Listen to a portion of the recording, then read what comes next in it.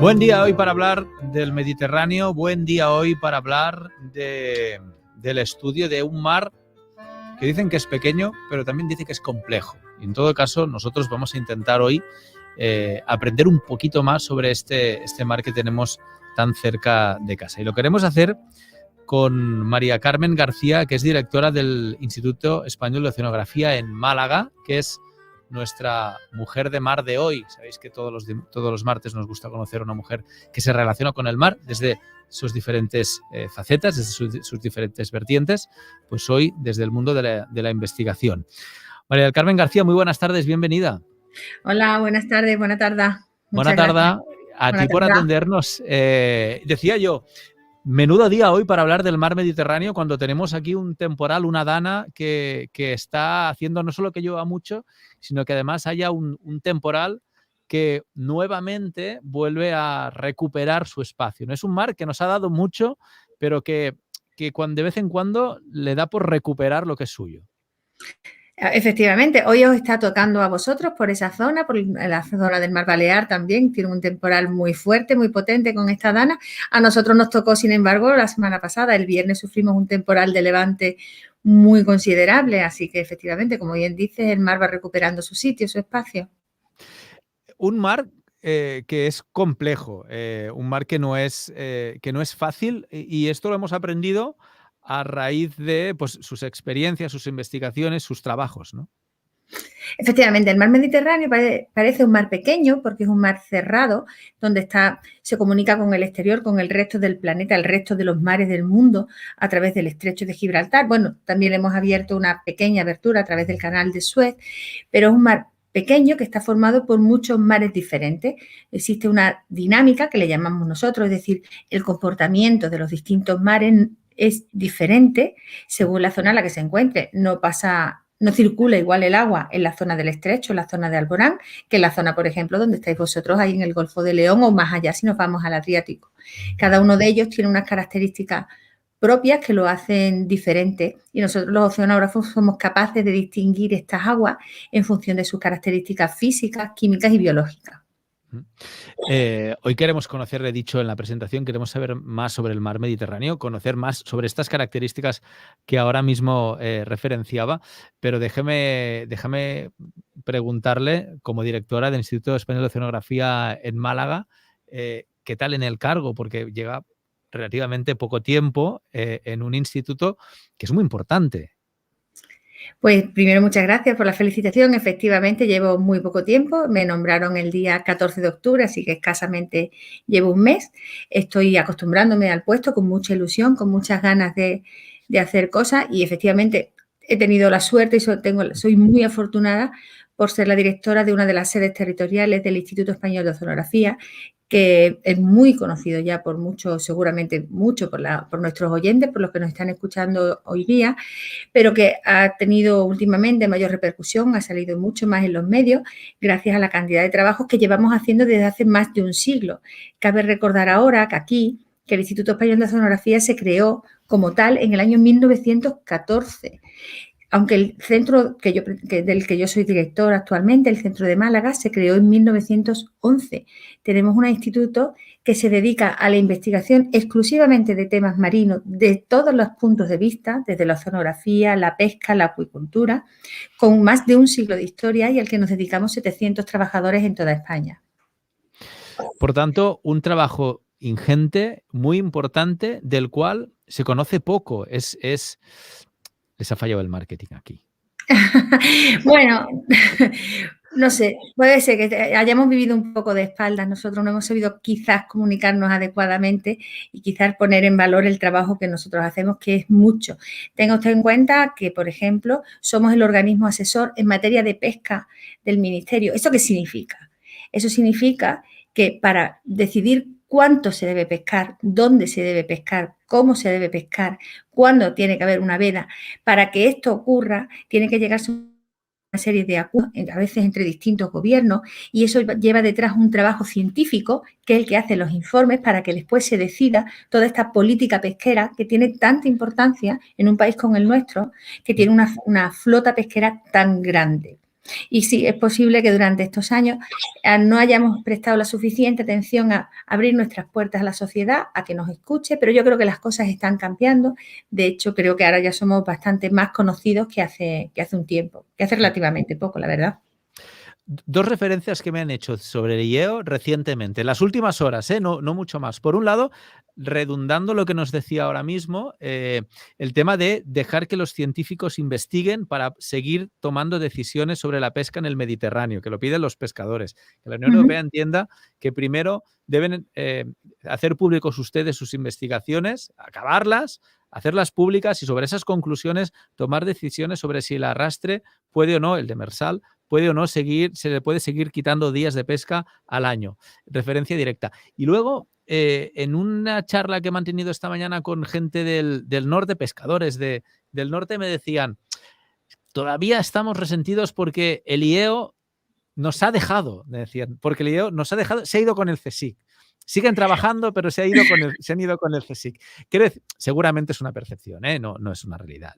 Pero quiero decir que el sector de la pesca les tienen muy, muy, muy presentes.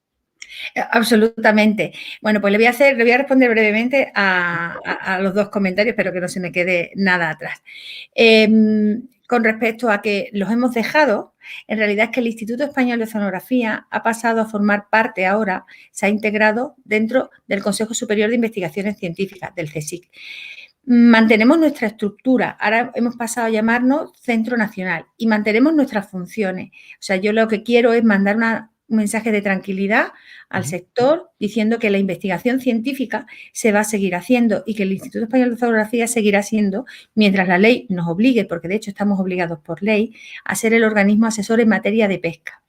Y respecto al otro tema, me gusta mucho que lo digan porque es cierto, hay que dejar a los investigadores investigar y a los científicos hacer su trabajo, que tiene una dificultad enorme, porque lo primero que hay que hacer es estimar los peces que hay en el mar. Dicho así burdamente, se trata de eso. Tenemos que ser capaces de estimar cuál es nuestro stock, es decir, qué cantidad de peces hay, para poder evaluar adecuadamente cuánto podemos pescar para que la pesca sea sostenible y que se cubra las necesidades de todo, desde el sector económico, que tienen que, por supuesto, tienen todo su derecho a salir y a trabajar, pero que la pesca sea sostenible y que se mantenga en el tiempo, que no perdamos estas poblaciones, porque puede que lo que pesquemos de más hoy sea un problema para mañana. Tenemos que buscar ese equilibrio y para hacer eso es absolutamente necesario que se mantenga la investigación científica y que se dejen, por supuesto, a los investigadores trabajar en lo suyo. Y de hecho que se les deje trabajar porque se necesita que trabajen y porque son muy buenos haciendo este trabajo. En el Estado tenemos la suerte de tener grandes investigadoras y grandes investigadores que hacen un trabajo excepcional, tan bueno, tan bueno, tan bueno, que hasta muchos de ellos se van a trabajar a otro sitio porque les hacen ofertas tremendamente interesantes.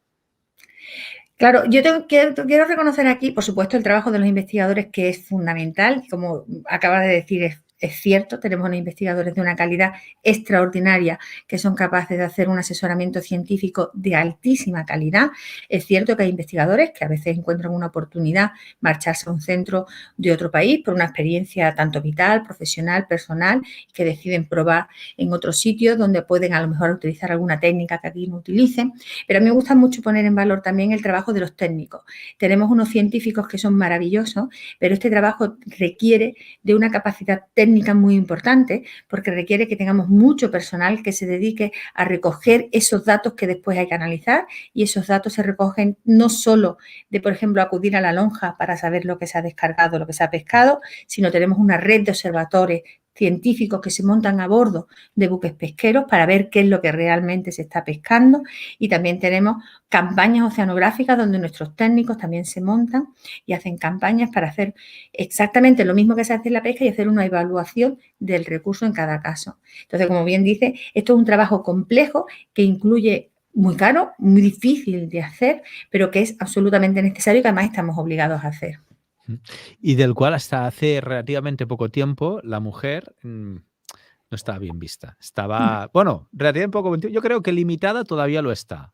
Yo creo que hay ahí algunos techos de cristal que no se han roto y que siguen limitando la posibilidad de que investigadoras científicas puedan ejercer su trabajo y sus estudios con el mismo salario y las mismas condiciones que un hombre, ¿no?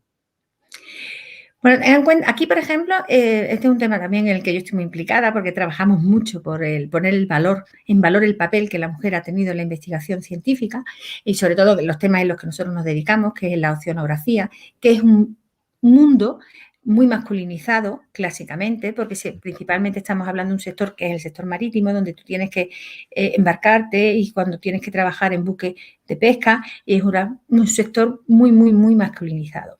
Efectivamente, si nosotros pensamos en los números en los que forman el Instituto Español de Oceanografía, en la cantidad de hombres y de mujeres que hay, esos números están equilibrados y además el número de mujeres puede que incluso sea un pelín superior en el caso de las mujeres las que ocupan puestos científicos, pero sin embargo, en el número de mujeres que ocupan puestos de responsabilidad, ese número es menor, ¿no? Es menor que el de los hombres. Pero a pesar de ello, las cosas están cambiando, estamos avanzando mucho y ya le digo, en un sector que clásicamente es masculinizado y es complejo, las mujeres están trabajando y lo hacen exactamente igual de bien que lo hacen los hombres y embarcan, tenemos mujeres que son observadoras en buques de pesca, donde el trabajo es duro, las condiciones a lo mejor no son las más cómodas ni para un hombre ni para una mujer, pero hay muchas veces que unos barcos, como los conocemos, pues a lo mejor incluso carecen de un baño y entonces el trabajo en el que están haciendo es diferente y es muy, muy complejo. Afortunadamente, los techos de cristal están para romperlos, entonces ahí estamos tratando de romperlos y de llegar a donde sea necesario que estemos bien representadas y que las mujeres, por la capacidad que tienen, avancen. Distinto es, por ejemplo, si hablamos de la carrera científica. En la carrera científica, que es una carrera compleja, es una carrera de relevo, es una carrera donde hay muchos obstáculos, y sobre todo es muy larga. Desde que uno comienza con su trabajo, termina la carrera, empieza la tesis doctoral, se tiene que marchar fuera. Hay un momento en el que te planteas si continúas o no continúas, porque las dificultades son muchísimas, el retorno para volver muchas veces de otros países es muy complicado, casi imposible, y hay muchas veces que esa tubería, que se llama tubería que gotea, que es decir, todos los investigadores que comienzan trabajando, hombres y mujeres por igual, hay un momento donde tienes que plantearte tu vida y decides a lo mejor sacrificar tu carrera científica por tu carrera personal, por tu vida personal. Entonces, a lo largo del camino es donde vamos perdiendo, pues se llama tubería que gotea, se va viendo cómo se va reduciendo el número de mujeres que van llegando arriba. Y es porque hay veces que hay que decidir y cada una, en la medida en la que puede, pues se encuentra con las dificultades y decide abandonar o porque no encuentra la capacidad o el modo de establecer una vida familiar. Ahora hablaremos del Mediterráneo. Tengo muchas ganas de hablar del Mediterráneo y del proyecto RadMed, en el cual también está usted involucrada. Pero leyendo una entrevista que le hicieron para la revista del Consejo Superior de Investigaciones Científicas, dio una respuesta que me apasionó. Hablando de este nuevo barco oceanográfico que se está construyendo, que es el barco más grande de 90 metros y tal, del cual pues se ha hecho una cierta bandera, ¿no? Como explicando, pues es como sí que se invierte en España en la oceanografía porque vamos a hacer un barco el más grande y tal. Y claro, viene la práctica y dice, bueno, es que un barco así, pues sí, pero es demasiado grande porque para pararlo cuesta mucho, porque realmente tanta gente, pues al menos en nuestro ámbito no es necesario. Es decir, una cosa es yo hago mi lectura, ahora puntualiza, pero una cosa es el escaparate, ¿no? El decir, ¿veis?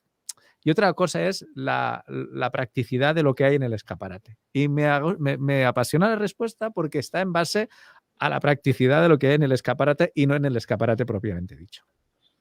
Bien, me mantengo en mi respuesta, por supuesto, y ahora la voy a explicar. Es un barco que es muy interesante y muy necesario. O sea, nosotros necesitamos un barco de este tamaño porque hay que hacer trabajos de investigación que se hacen muy interesantes en lugares tan lejanos como la Antártida, como en el Ártico. Cuando yo digo que ese barco es demasiado grande, me refiero para el trabajo que nosotros habitualmente hacemos. Es decir, nosotros tenemos un programa de observación en el Mediterráneo donde visitamos una serie de puntos fijos. Ahora, si queréis, hablamos de eso. Sí. Y ese trabajo no requiere de un barco de ese tamaño tan gigante que nos impide, a lo mejor, pues no necesitamos ni llevar 30 científicos, ni para que, como tú acabas de decir, si tengo que hacer una maniobra, tengo que parar el barco para echar un aparato al agua, desde que digo que paro el barco hasta que se para. No es lo mismo parar un barco de 30 metros o de 40 que parar un barco de 80 o de 90 metros y el coste económico que eso tiene. Pero entendámoslo bien, eso referido a los proyectos en los que yo habitualmente trabajo y en los que me desenvuelvo. Por supuesto, un barco que tiene que hacer una campaña transoceánica, que tenga que viajar a la Antártida, necesariamente necesita de una eslora que sea segura y que permita a la gente que allí va a hacer su trabajo, ¿vale? O sea, que me mantengo en mis declaraciones, pero claro que tienen que ver con el trabajo al que yo me dedico habitualmente. Forma parte del Grupo Mediterráneo del Cambio Climático del Instituto Español de Oceanografía. Ahora vamos al estudio. Déjame hacer una pregunta sobre lo que está pasando hoy. O lo que les pasó a ustedes la semana pasada, como hablábamos al principio. ¿Esto es cambio climático? A ver, entendámoslo bien. El cambio climático no significa que porque haya hoy una dana o porque hubo una dana la semana pasada, eso sea cambio climático. El cambio climático, lo que sí sabemos fehacientemente y tenemos la seguridad, es que esto es procesos, eventos extremos, que es como los llamamos, es decir, una situación extrema que se están ocurriendo, como la que está ocurriendo ahora mismo, estos eventos serán más frecuentes y lo son ya. El cambio climático es la frecuencia con la que eso ocurre. Ocurren más veces de las que ocurrían en el pasado. Entonces, eso sí es cambio climático. No podemos hablar de un episodio aislado, no tiene sentido. El sentido lo tiene cuando lo vemos con el tiempo, con los años, cuando vamos evaluando qué es lo que está ocurriendo. Y vemos que claramente el número de estos eventos extremos, como tantos otros procesos que están ocurriendo ahora mismo, pero en este caso, si hablamos de estos eventos, se producen con mayor frecuencia. El Mediterráneo está calentándose 0,22 grados por siglo. Claro, esto así a nivel social te lo sueltan en la panadería y dices, bueno, el cero no llega ni a medio grado. Luego, cuando lees lo que esto significa, te das cuenta de que es muy profundo, muy importante y un cambio real de la temperatura del mar. ¿Por qué 0,22 grados es tan importante? Bueno, voy a poner un ejemplo que es el que siempre utilizo, que yo creo que gráficamente explica muy bien lo que quiere decir. 0,22 grados significa que el mar ha aumentado la energía, el calor que ha absorbido muchísimo. ¿Y ese muchísimo qué es? Pues el ejemplo es el siguiente. Si yo tengo frío en las manos en invierno, ¿vale? Lo único que hago es que muchas veces lo hacemos todos, nos la llevamos a la boca, soplamos. Cuando soplamos, lo que ocurre es que hemos calentado el aire que está alrededor, que está entre mis manos, y por eso lo noto yo calentito. Y lo he calentado con el aire que sale de mis pulmones, que está en torno a los 37 grados. ¿Y por qué he calentado el aire simplemente soplando? Porque necesita poca energía para calentarse. Sin embargo, a ninguno de nosotros se nos ocurre, si me quiero preparar un té, una manzanilla, una sopa o lo que quiera, a ninguno se nos ocurre coger el agua, el té, la manzanilla o lo que sea y soplar. ¿Por qué? Lo ponemos al fuego porque sé que si le soplo no lo voy a calentar. ¿Por qué necesita colocarlo al fuego, al microondas o en la vitrocerámica? Porque necesita mucha energía para aumentar su temperatura. El agua necesita mucha energía. Eso le llamamos nosotros calor específico. ¿Qué significa eso? ¿Qué significa? Y otro asunto importante. En el mar hay muchísima agua. Cuando digo muchísima agua, es muchísima más de la que nos podamos imaginar. Entonces, ¿de dónde ha cogido ese calor el agua? ¿De dónde? Del único sitio del que puede, que es de la atmósfera. Ese calor en exceso está en la atmósfera y a través de la superficie se ha absorbido y se ha transmitido ese calor hasta capas muy profundas. ¿Vale? Esos 0,22 hablamos de capas intermedias, entre 200 y 600 metros de profundidad, que son muchos. Pensad en 600 metros a lo largo y ponerlo hacia arriba. Es una altura tremenda. Toda esa cantidad ingente de energía necesaria para calentar ese agua ha llegado de la atmósfera, que ha llegado precisamente por el exceso de calor que hemos nosotros soltado a través del inicio de la revolución industrial, desde entonces hasta ese momento. O sea, lo que estoy diciendo es que el océano, menos mal que tiene un elevado calor específico, como he dicho, necesita mucha energía, porque es capaz de retirar mucho calor de la atmósfera y calentar poco su temperatura. Pero ese poco es muchísimo si lo ponemos en unidades de energía que eso ha consumido. Si eso no hubiera ocurrido, si el mar no estuviera, toda esa energía se habría quedado en la atmósfera. El planeta sería inviable, no podríamos vivir ya ahí. Seríamos incapaces porque se habría calentado a unas temperaturas en donde la vida sería imposible. Por tanto, 0,22 grados en el agua son muchísimos grados, quizá centenares de grados en el aire, en la atmósfera. Hemos de ser conscientes de eso. Efectivamente. O sea, el número real aproximado en que a la temperatura a la que habría llegado la atmósfera, si no existiera el océano, es decir, si el mar no hubiera retirado ese calor de la atmósfera, sería que estaríamos ahora en torno a los 100 grados centígrados. Imposible la vida. Inviable. ¿Cómo llegan a estas conclusiones? Es decir, ¿cómo hacen las mediciones? Es decir, eso es el proyecto README un poco, ¿eh? Es decir, ¿cómo trabajan hasta llegar a concluir que ha aumentado esta pequeña cantidad que en el global es mucho? Bueno, primero tengo que decir, porque me gusta aquí recordarlo siempre, que nosotros trabajamos en este proyecto que se llama Radiales del Mediterráneo, que es un proyecto de observación que surge en el año 1992, casi cuando ni la observación marina existía. Hay muy pocos lugares del mundo donde tengan unas series tan largas. Nosotros lo que hacemos es que recorremos todo el Mediterráneo, vamos casi desde el estrecho de Gibraltar hasta Barcelona, recorremos también todas las Islas Baleares y vamos visitando con nuestro barco una serie de puntos que nosotros llamamos estaciones, unos puntos fijos donde nosotros vamos acercando con nuestro barco y los visitamos con una periodicidad de 4 veces al año. Vamos, uno por cada estación. En cada uno de esos puntos paramos nuestro barco y soltamos y vamos bajando una serie de aparatos que miden, por ejemplo, la temperatura, la salinidad, el oxígeno disuelto. O sea, tenemos aparatos que son muy sofisticados que nos permiten tener esas medidas. Y además, cogemos muestras para ver cómo va evolucionando, pues, por ejemplo, la clorofila o vamos viendo cómo cambia el fitoplancton. Esa es la forma en la que nosotros trabajamos. Pero, y aquí es importante también entenderlo, no es lo mismo ir al mar y tratar de ver cómo cambia que ver eso en tierra. Y si me permite, te lo pongo también con un ejemplo que creo que es sencillo. Si yo quiero saber cómo cambia la temperatura de esta habitación, simplemente coloco un termómetro y con ese termómetro yo tendré viendo, cada vez que lo mire tendré un dato y tendré la temperatura de esta habitación a lo largo de los días, de los meses, de los años. Conoceré sus variaciones a lo largo del día, de la noche, saber cómo cambia la temperatura con las estaciones y podré ver a largo plazo si eso está cambiando o no está cambiando. Pero ¿qué ocurre con el mar? Que lo primero que yo necesito es un barco para llegar a un punto. Porque no solamente quiero medir la superficie, además, quiero medir toda la columna, que nosotros llamamos la columna de agua. Necesito tecnología que me permita ser capaz de hacer todas esas medidas. He dicho que nosotros tenemos un proyecto pionero que empezó en el 92, vamos a celebrar 30 años dentro de poco.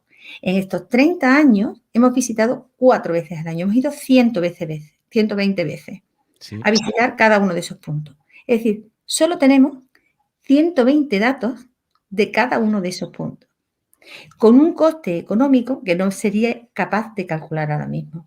Por supuesto, con un rendimiento científico extraordinario que nos permite un conocimiento increíble del mar. Pero la diferencia está en que en tierra lo que nosotros podemos conseguir y ver cómo evoluciona es muy sencillo y para el mar saber cómo se comporta con el día y con la noche, cómo evoluciona con los meses del año, cómo cambia con las estaciones y si a largo plazo eso está cambiando, es mucho más complejo. Necesitamos de sinergias con otras instituciones, de que compartamos datos y cuando tenemos mucha información somos capaces de decir, bueno, pues el ciclo anual, es decir, la temperatura habitualmente se comporta de esta manera y ahora estamos viendo que esa temperatura se está incrementando inequívocamente, por ejemplo. Esa es la forma en la que nosotros trabajamos. Es decir, mucho coste, mucho esfuerzo para unos datos muy importantes, pero que realmente científicamente son pocos. Sí, esa es la dificultad que tiene el mar. Eso es lo que pasa por no ser animales acuáticos. Aquí tenemos en la escala, en la Empordà tenemos un pescador que hace con 40 o 50 años, ahora estoy pensando, que cada día... Josep Pascual. Sí, señor, al Josep Pascual. Lo conocemos, de hecho. Meteorólogo. Efectivamente, es increíble lo que hace este hombre. Josep Pascual, nosotros colaboramos con él, utilizamos sus datos, la serie del StarTip, utilizamos sus datos y la utilizamos y pues si podéis leer nuestros libros que hemos publicado sobre cambio climático, siempre está él. Tiene un valor incalculable lo que ha hecho ese hombre, incalculable. O sea, salir con su barca, cada semana, tomar los datos de temperatura hasta los 70-80 metros a los que va, con el apoyo del Instituto de Ciencias del Mar de Barcelona, pero tiene un valor incalculable lo que le ha hecho. O sea, cualquiera que lo piensa dice, madre mía, qué suerte tenéis de poder contar con esa serie de datos. Pues fíjate que a nivel social no se tiene esta visión. Me gusta mucho hablar con científicos porque vosotros evidentemente tenéis la visión de los expertos, ¿no? Y de la gente que trabaja. A nivel social, bueno, pues sí, ¿no? Pero realmente no se sabe encontrar el valor real de un trabajo de estas características. Solo cuando cuentas, pues eso, ¿no? Que tenéis 120 mediciones en casi 30 años, ¿no? Que ahora el año que viene, desde el 92, te das cuenta realmente de la importancia de alguien que durante no sé cuántos años lleva yendo cada semana a hacer su medición en la misma zona, en el mismo punto. Ya te digo, a nosotros nos parece increíble y nos parece maravilloso que haya una persona que haya tenido esa capacidad, que le ha gustado. O sea, que hay gente que le gusta tener en su casa una estación meteorológica y este señor le gusta tener su estación meteorológica marina. Entonces, se ha dedicado a hacerlo de una forma muy rutinaria, muy metodológica, muy metódica, con una serie y ha proporcionado una serie con unos datos que tienen un valor, ya le digo, incalculable para nosotros. Hay otra cuestión que encuentro que es importante y que como ciudadanos debemos saber. El 47% de la gente que vive en nuestro país vive en la zona de costa. Para que lo tengamos todos claro, 47%, es decir, casi la mitad. Es evidente que nosotros, cuando vivimos cerca del mar, hacemos un trabajo de retención de agua dulce, porque necesitamos ducharnos, necesitamos beber, necesitamos cocinar, necesitamos hidratarnos, etcétera, etcétera. Toda esta agua dulce es agua dulce que no llega al mar. Toda esta agua que de circunstancias normales llegaría por los ríos y las rieras y las torrentes, no llega al mar. Y esto parece, afectación sobre la salinidad del agua. Estamos, de alguna manera, incidiendo también en la salinidad y, por ende, en las corrientes verticales que se producen en el mar Mediterráneo, ¿no? Sí, más que lo has explicado bastante bien, una pequeña aclaración. No simplemente nosotros que las retenemos porque construimos presas. Nosotros hacemos que el agua de los ríos no llegue al mar. Entonces, al construir esa presa, estamos limitando el aporte de agua dulce, que lo has explicado tú perfectamente, que está llegando a nuestros mares. En el delta del Ebro se encuentra, por ejemplo, y el caso más llamativo en el Mediterráneo fue cuando se construyó la presa de Asuán, en Egipto, que retiene en el Nilo, retiene una cantidad de agua dulce tremenda que evita que llegue al mar. Entonces también se produjo un incremento de la salinidad, porque la cantidad de agua dulce que está llegando es menor. También la salinidad, perdona, y te lo explico brevemente. Sí, iba a preguntar precisamente eso, ¿qué importancia tiene la salinidad? Vale, pues la salinidad influye, como tú primero acabas de decir, perfectamente explicado también, que influye sobre los movimientos de las aguas, porque el agua se mueve por una circulación que nosotros llamamos termoalina. Termoalina significa que se mueve en función de su temperatura, termo, y alina según su salinidad. Según su temperatura y su salinidad, el agua tiene una densidad, es decir, pesa más o pesa menos, ¿vale? Para que todos nos entendamos dicho así. Y cuando un agua es más densa, y por ejemplo es algo que ocurre, un fenómeno que ocurre en el Golfo de León, en invierno cuando sopla ese viento norte frío de la tramontana que os viene ahí, que os congela, ese agua, eso lo que hace es que ese viento muy frío enfría súbitamente el agua que está en superficie. Y ese agua que está en superficie se hace más densa, al ser más fría, más densa, y se hunde. Y se hunde hasta que encuentra una profundidad a la que está bien. Y a partir de ahí se va moviendo. Lo que hace que se hunda también es que un incremento de la evaporación, cuando hay mucha evaporación en una zona concreta, pues se está quitando agua dulce y lo que estamos haciendo es salinizar y convertir ese agua en más salada y al tener más sal es más densa. Y al ser más densa también se hunde y va buscando su hueco por donde moverse. Esa es una de las afectaciones. Correcto. Por tanto, de alguna manera estamos indirectamente afectando las corrientes marinas que vienen también afectadas por la situación meteorológica, es decir, por los vientos, los aires, las temperaturas. Y de ahí se explica que el Mediterráneo en realidad sea un mar de mares, ¿no? Un mar, como decía Almos al principio, un mar de muchas pequeñas casuísticas diferentes. Pues mira, y podemos hilarlo muy bien con otra idea, porque además el Mediterráneo, curiosamente, es un mar donde se produce un fenómeno que solo ocurre en escasos puntos del planeta, que es el hundimiento de estas aguas. O sea, esa formación, para nosotros los oceanógrafos, cuando lo que he contado que ocurre en la Tramontana, que cuando sopla el viento y se hunde, eso para nosotros es formarse un agua. Se ha formado un agua y se hunde hasta que va buscando su sitio. Ha cambiado sus características en superficie, se hunde hasta el fondo. Eso ocurre en la zona del Golfo de León, eso ocurre en la zona más oriental del mar Mediterráneo y ocurre en 2 puntos más del planeta, en el Ártico y otra zona en el Índico, nada más. Y eso influye sobre el clima de todo el planeta. Lo que estoy diciendo además es que lo que ocurre nosotros en el Mediterráneo, que es un mar, como hemos dicho, pequeñito, que está relativamente cerca de tierra, podemos ir a estudiarlo con cierta facilidad, estamos viendo que tenemos como un laboratorio pequeñito a escala de lo que ocurre en el planeta a escala global. Y lo que sí vemos en el Mediterráneo es que el incremento de temperatura o los cambios que se están produciendo debido a la acción del hombre, a esta crisis climática, se producen en la misma escala que ocurre en el océano global. Entonces, lo que estudiemos en el Mediterráneo podemos, en cierta manera, extrapolarlo a lo que está ocurriendo en el resto del planeta. Por tanto, es tan importante estudiar en micro lo que puede pasar en macro, ¿eh? Es decir, lo que pasa en un sitio muy concreto, lo que puede pasar en todo. Estamos en la recta final de esta charla. ¿Es optimista con el mar Mediterráneo, con la sostenibilidad, el cambio climático, los plásticos, la contaminación, la presión que le estamos ejerciendo? Los políticos que se reúnen en Glasgow y acaban no concretando nada. ¿Es optimista o realmente lo tenemos muy perdido esto? Bueno, yo soy optimista por naturaleza, pero esto es un tema complejo. Yo estuve en la COP25, que se celebró en Madrid. Estuvimos allí y siempre me gusta contar lo mismo porque fue muy impresionante. Estábamos en una sesión donde venía un alto representado, comisionado, allí había gente muy importante en una mesa redonda, muy importante, charlando sobre el tema, sobre el cambio climático. Y cuando llegó el turno de preguntas, levantó la mano un señor que venía vestido como de indígena y nos contó allí, diciendo a todos que estaban en la mesa, diciéndole: yo vengo de una isla del Pacífico y mi casa, mi gente, se tiene que ir de mi isla. Se tiene que ir de mi isla porque el mar se la está comiendo. Y nos dijo, tal cual estoy diciendo ahora mismo, nos dijo: cada cosa que hacéis aquí repercute en lo que pasa allí. Es decir, estamos conectados. Respecto a si soy optimista o no soy optimista, vemos que después de cada cumbre no son capaces de terminarla nunca en tiempo, siempre la prolongan, siempre tratan de llegar a acuerdos. Comenzamos siempre con unas cumbres, con unos objetivos tremendos, pensando que sí, 2 semanas después los objetivos ya seguirán siendo los mismos, pero los compromisos son menores. Creo que tenemos que llegar a un consenso mundial, esto es indiscutible, esto no es un problema de uno o de dos, es un problema de todos, en el que tenemos que trabajar todos juntos. Yo creo que la sociedad está cambiando, yo creo que la gente, sobre todo la gente joven, está muy concienciada sobre lo que viene. Tenemos que evitar el consumo de plásticos, que es otro problema del que no hemos hablado, pero que también está relacionado. Tenemos que cambiar nuestros hábitos y tenemos que conseguir una conciencia global para que esto cambie. Solo la conciencia de la gente hará que los políticos, que no son más que gente, también se conciencien.